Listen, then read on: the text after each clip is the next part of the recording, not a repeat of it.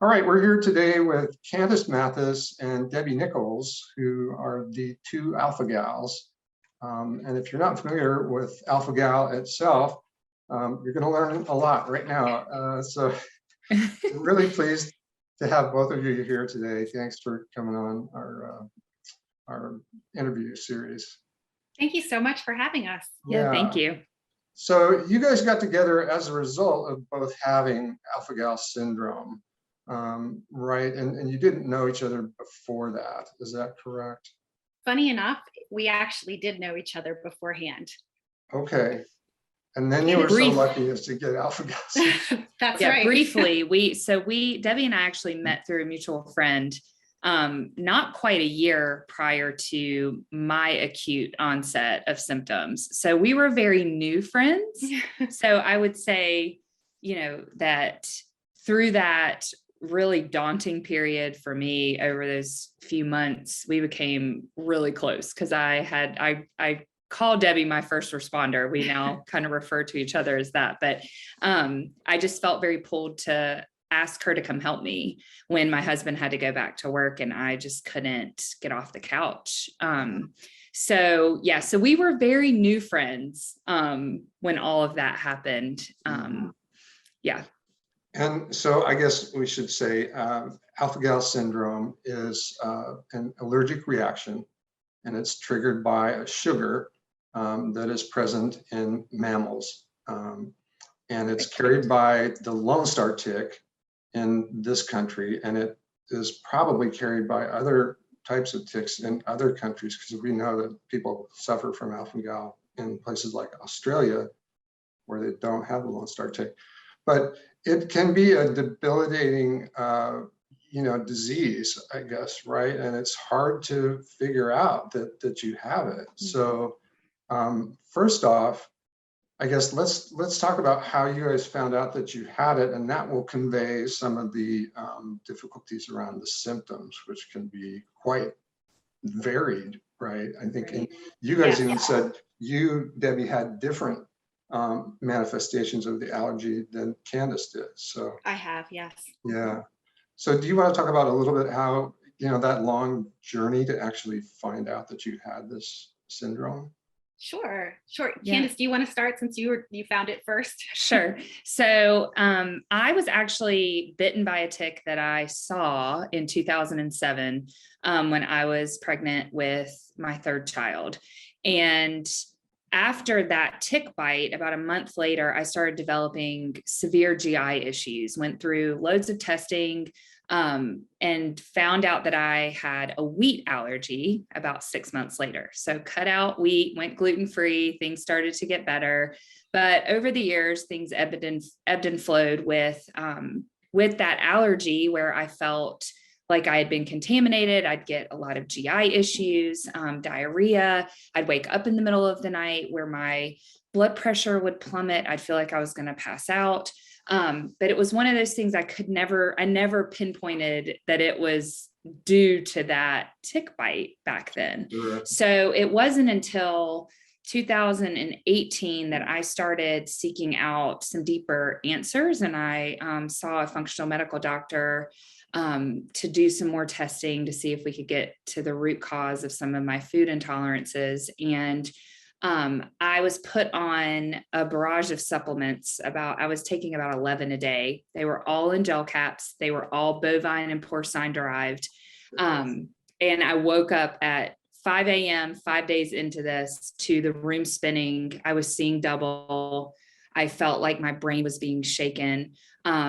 I now know from Dr. Commons that what I was experiencing was anaphylaxis, but I had no idea that anaphylaxis looked like that. And it didn't look, it could look anything other than your throat closing and hives. So that sent me on a 2-month spiral, if you will. Like I ended up in the ER at my PCP cardiologist, and I ended up having to request to be sent to UVA. Little did I know that Dr. Platzmills was there, but that was where I ended up, thankfully. So I was at his allergy clinic, and I walked in and they said, based off of my symptoms, we are pretty sure we know what's wrong with you. So Debbie was the first one that I called because, like I said just a minute ago, she was the one that when my husband had to go back to work, I had needed someone here with me. I was so fatigued. I felt really lightheaded all of the time. I was just flatlined. I went from being super active to flatlined overnight, and it was terrifying. I had no idea what was going on with me. And so through that, you know, I called Debbie immediately when I left the office, and I was like, you're never going to believe this. I have Alphagal syndrome. And so we started doing, you know, deep dive research on that whole drive home. My husband, I was like hitting him in the arm saying, oh my gosh, everything that I'm taking contains a mammal-derived ingredient. Everything I'm eating, you know, it was just, I knew it wasn't as black and white as cutting out red meat because of my gluten allergy. I knew that it was much deeper and was in so much more than just my food. So that was when I'll let Debbie pick up from here. So, so I had been traveling a very similar journey. We didn't live in the area at the time near Candice, but I was experiencing the GI symptoms. Another really big symptom for me was joint pain. I thought it was like early onset arthritis. You know, I was in my 30s and I tell this story all the time because I've got such a vivid memory of lying on my side trying to read a book to my children and like not being able to get up because I was in so much pain in my joints. And so I went through this cycle evaluating those and the brain fog and, you know, occasionally hives, but that wasn't a primary symptom for me. And every time the doctors would tell me I was fine, you know, you're fine, which it really wears on you after a while when you get a bunch of professionals telling you you're fine and you know you're not, and you start to think it's in your head, and which is just a horrible mental place to be. So I would quit, and then until my symptoms got bad enough that I couldn't handle anymore, and I would go to a neurologist or immunologist or whoever would take me. I would beg to be tested for Lyme over and over again. And then, you know, we moved to the area where Candice and I live now, and Candice and I became friends. And as she mentioned in her story, I got a lot of time with her when she wasn't feeling well at all. And I was starting to notice similarities. And, you know, when you're around another sick person, you don't want to be like, oh, I have that too. Oh, I have that too, you know? So, studying psychology. Right. So when she did get her positive test, I was researching it on my own, and I was like, I think I have this. And I went in to my immunologist who I'd seen, you know, in the months prior, and I said, I need to be tested for this. And my test came back positive. I never saw a tick. So, and I think it's about 20 or 25% of people don't see a tick, but my test was positive for Alphagal. And so Candice and I took this like super deep dive into what was going to make us feel better. Wow. That is something. I mean, and it's something that a lot of people share, I think, right? It probably, I mean, the people that you meet through the work that you're doing, what percentage of those have gone through this kind of arduous, you know, path of not knowing and going to different specialists and them saying, I can't find anything.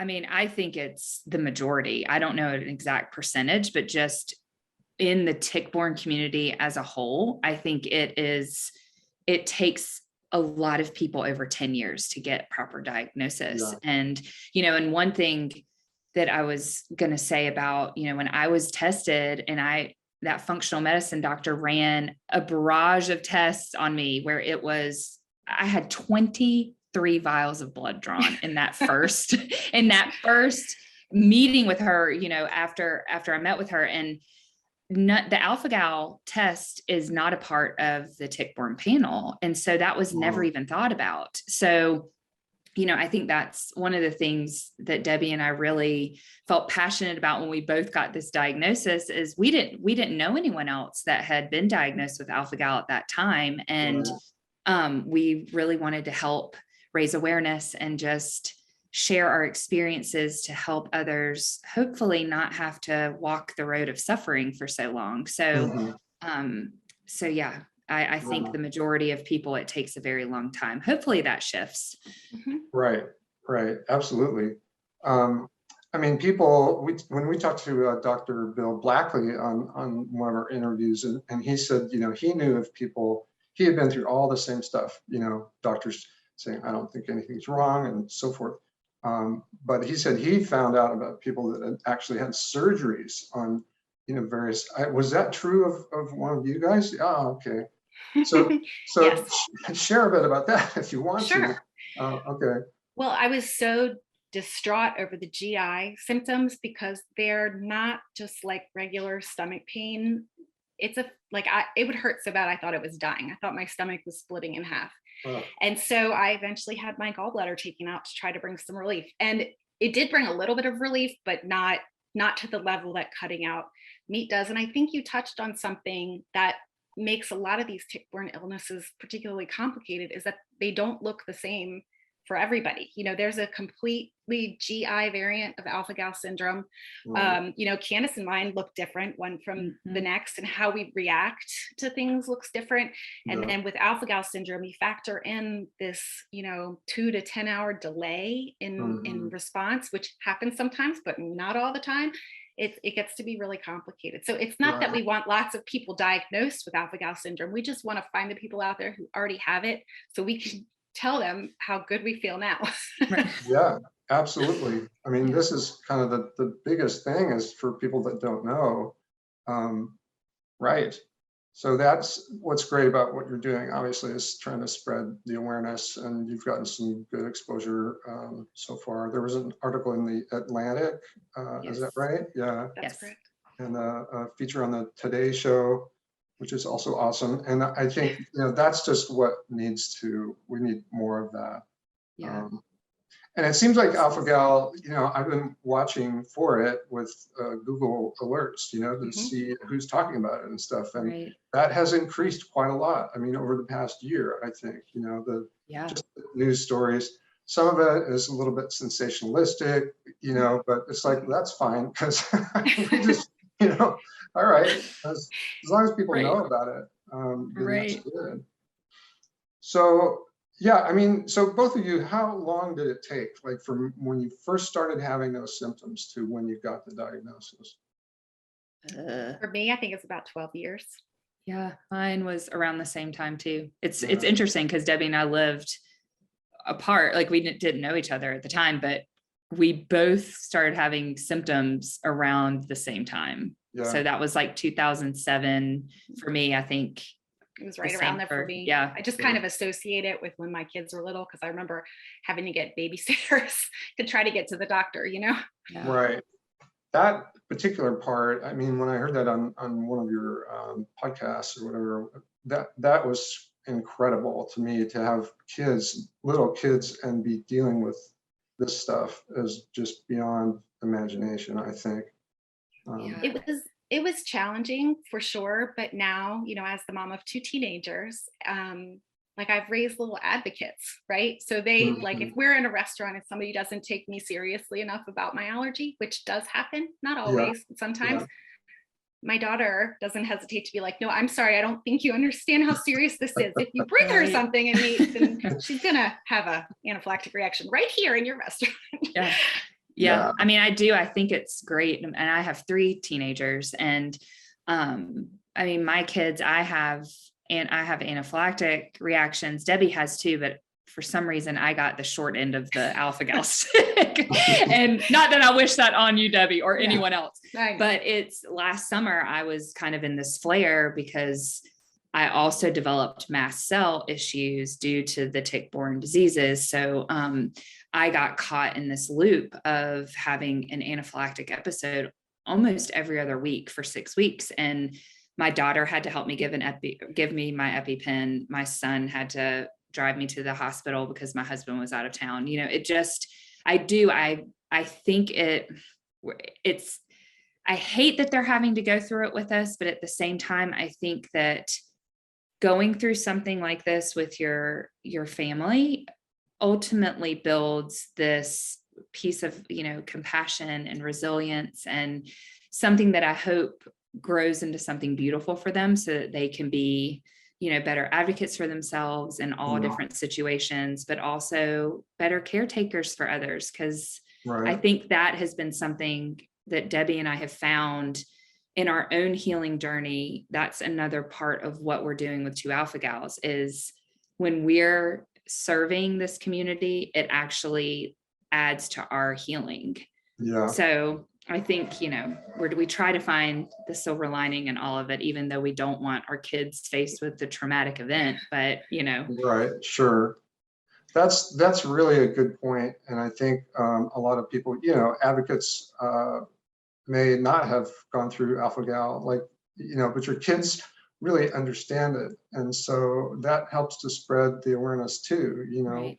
for their friends or anybody that they're in contact with. Yeah, that's a great point too. Yeah. So once you got together, how did you decide that you wanted to do something more with your experience? Fortunately, you guys are not wallflowers. You're not like just trying to hide because you don't want to talk about what's going on. So that worked out nice. Yes, indeed. How did you decide to do more with it, like to start a website and so forth? Sure. Well, Candice and I knew almost immediately once we both had our diagnosis. Mine was in August of 2019, so it was a little bit after Candice, but we knew that this was so much more than, as Candice said earlier, just not eating beef. Cutting out beef made me feel immediately better, but then I realized I was still being triggered by pork and other things. So we slowly cut out mammal meat and mammal products and mammal byproducts, and I was doing so much better. My stomach felt better. My brain was clear, which, there was this one incident where I was sitting at the end of the driveway and I wouldn't let myself get out of the car. I knew which mailbox was mine, but I couldn't recall the number on it. And that is scary. That is terrifying. I was 40 years old thinking I have Alzheimer's. Right. And, but that cleared up, once I started giving these products up. But my family and I went on a Christmas vacation on a cruise ship that winter. And I had a reaction on the ship.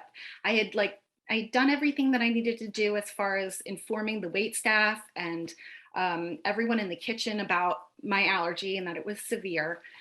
But somewhere I was contaminated. And I woke up in the middle of the night, of course, hours after the fact, and my stomach was unhappy, we'll just call it. And then I felt like this sudden feeling of panic. Like I knew something was really wrong. My heart was racing. I was very flushed. And so I told my husband I was going to go up on top of the ship and just find some cold water to drink. Yeah. And when I was up there, someone found me sitting there, trying to calm down and cool off and get this under control. And it was a worker there on the ship, and he insisted that we go down to the medical office. But once we got there, which by the way is my worst nightmare, being on the medical office of a cruise ship, because I think of norovirus and everything. But when we got there, the medical staff, aside from being annoyed that I woke them up in the middle of the night, they didn't believe me. They didn't believe me that I had an allergy to meat that I hadn't actually consumed. And I was trying to explain, because there's gelatin and there's all sorts of byproducts that can trigger a reaction. Yeah. And then they took my vitals and realized I was having an anaphylactic reaction, and they treated it appropriately at that point. But I think I called Candice before I even got off the ship, definitely before I left port. And I was like, people need to know about this. Right. We're not safe living in the world with the lack of information that we have right now. And so over the last couple of years, we've tried to figure out how to best do that. And we feel like we're finally on a roll. Yeah. And we really wanted to just share our experiences and the lifestyle piece of this. How do you navigate the ins and outs of daily life? That was something that we couldn't find anything on. And, there's a great, we love the alphagalinformation.org website. It's chock full of research and so much information, but we wanted to kind of do, zone in more or hone in more on the lifestyle side of this, and help people in that way. Cause it can be, like you were saying earlier, Mark, that there's such a wide range of symptoms and all of that. Some people are more severe than others. And, so it can just get very, very complex in how to navigate all of the things from tradition, from being around family, Yeah. just all of that. So we really, it started to grow from just us blogging about our experiences, but we're grateful that we stepped into it. Well, like really, there's kind of an orientation that you guys have. It's more social, I guess you might say, or community Yes. oriented, and kind of trying to build that up. And then I think you've stressed in a couple places that I saw that can help your kind of mental health around this illness. Oh, definitely. Yeah. I'm sorry. Well, it's just a big component. I mean, that, sort of the traditional medical, whatever establishment's not necessarily going to recognize that, so how do you deal with the other emotional and all that, that goes along with this disease? Sure. Well, I think a big part of it, you said it was important for us to build a community, because living with Alphagal syndrome, or really other food allergies or chronic disease, can be a very lonely place, and so it was really, Candice and I feel really lucky to have each other to sort of walk this path and figure it out together. And we know not everybody does. And so we just wanted to build this community up so we can all find each other and encourage each other, because your mental health takes a big hit, especially after, going through years of being told that you're fine. It's all in your head. Nothing's wrong with you. And then, I dealt a lot with, and Candice too, with feeling like I couldn't be the mom that my kids needed. I was tired all the time and I didn't feel good. And I wasn't up to going hiking or any of that. And so, it really wears on you. So Candice and I do try to focus a lot on the mental health piece of this. We've connected with some, allergy informed mental health professionals, and trying to share what we're doing to help ourselves, such as, tapping or meditating or being outside, or talking to someone. That's a big one. Just having somebody to talk to about it. So it's a huge, I think Debbie and I have been huge mental health proponents for years. We've done our own, journeys of introspection and therapy and all of these things. And that was something that we talked about a lot in the beginning of this. Is it's so easy when you are so sick to be in the dark and to just perpetuate that.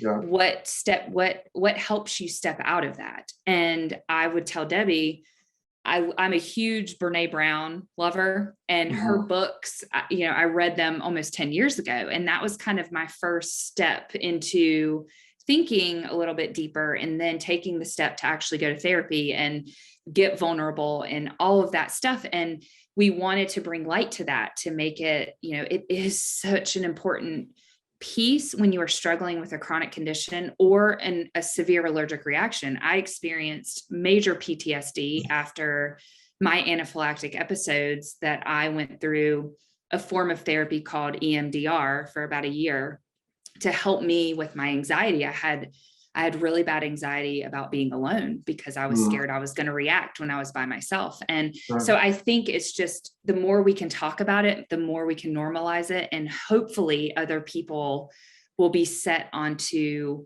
the path to ultimately find joy living with whatever condition it is. Right. Yeah, that is so cool. I think you've interviewed is it a psychologist or a Dr. Freeman? I want to say. Yeah. Yes.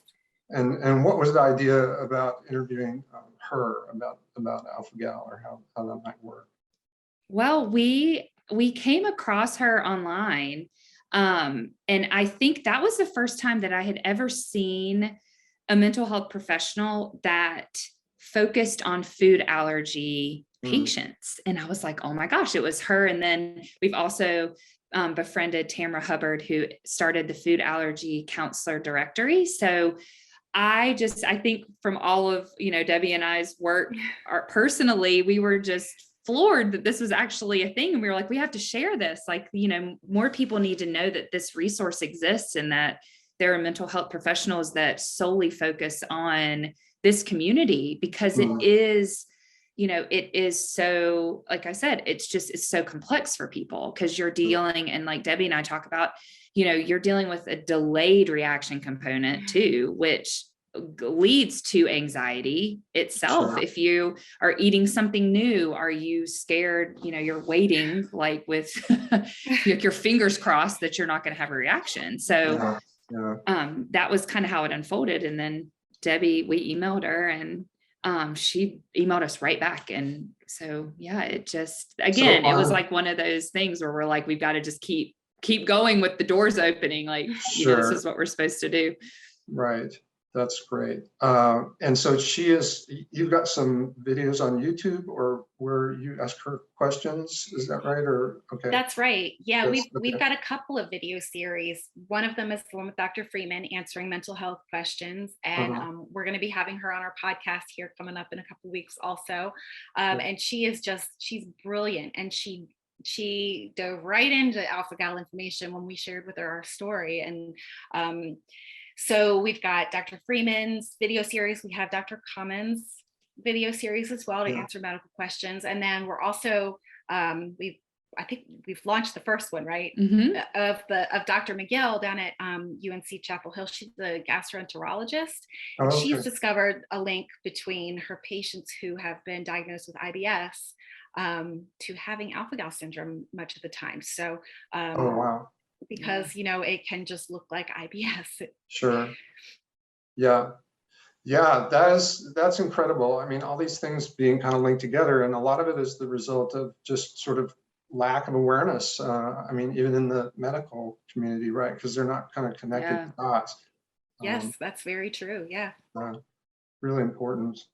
Well, cool. What other things are you guys doing in terms of community? I was going to ask you about how social media is working for you. Do you feel like there are things that you wish you could do, more, or does social media fill all your wants and desires for communication? I mean, you're reaching a lot of people, right? You can reach people around the world, but there might be some shortcomings. I was just curious, like in terms of community. Yeah, I mean, we started like we have a newsletter that we send out a couple of times a month, and that's awesome. So we do kind of some exclusives to our newsletter subscribers, and then I'm doing our social media right now. I love Instagram. I was a huge foodie before to Alphagals, and I actually did like some gluten-free, wheat-free cooking classes with friends in the area, and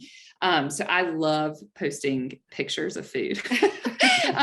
If I could just see your pictures of food, so that part of it kind of fills my creative, like artistic side. Like I really enjoy doing that, but I'm sure there are shortcomings to it. I have no idea what like the algorithms are and all of these kind of intricacies of social media. I wish that I did, because clearly we would love to reach more and more people. We're just kind of plugging away at it as we go, and just putting out resources and things that are just helpful, or we hope are helpful for people. And we have so many ideas, clearly. I mean, we're always meeting and trying to decide what takes top priority. But, that's a big part of it. Sure.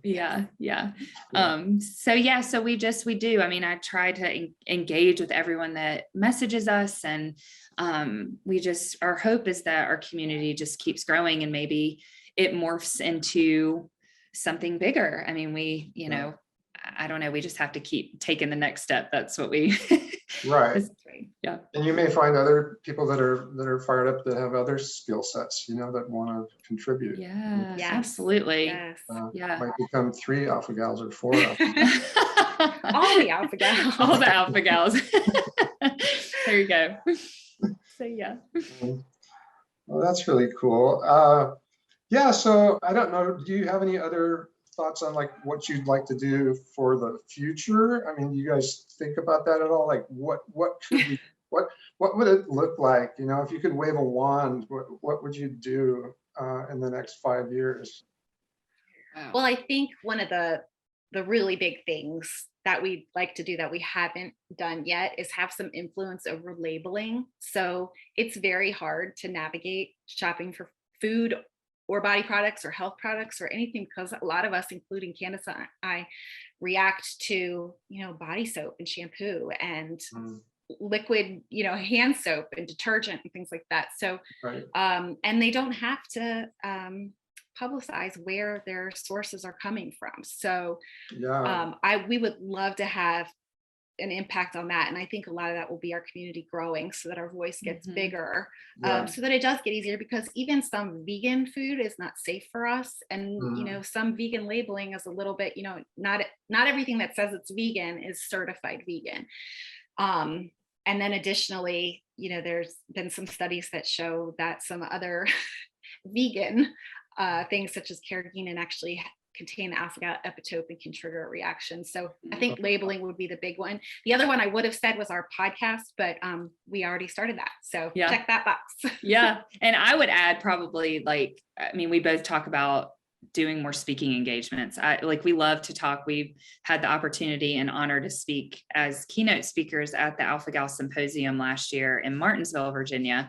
And we just love sharing. I mean, clearly it's why we started the podcast. Debbie is she's a fantastic writer and yes. And I'm like, I just want to talk. Let me just talk. So, I don't know, we've talked about that. I mean, I don't know, anywhere from the medical community to maybe larger corporations or brands, just to understand more of the human connection and how it's necessary to understand the intricacies of a chronic condition. So, right. And our community grows every time we do anything like that, which is really neat. We've made such great connections, and we just feel like this is what we're drawn to right now. It's our purpose right now is to bring awareness and grow this community. That's so great. Really admire what you guys are doing, and I think you're doing a great job. Would love to have you back again sometime, find out what else is going on. Absolutely. I think, so anyway, we've been talking to Debbie Nicols and Candice Matthis, the two Alphagals, who have their website, and we'll put all the links below the interview here for all that stuff. It's 2alphagals.com. Thank you so much for being here today. Really enjoyed talking to you both. Thank you so much for having us. Thank you, Mark. Pleasure. Thanks a lot.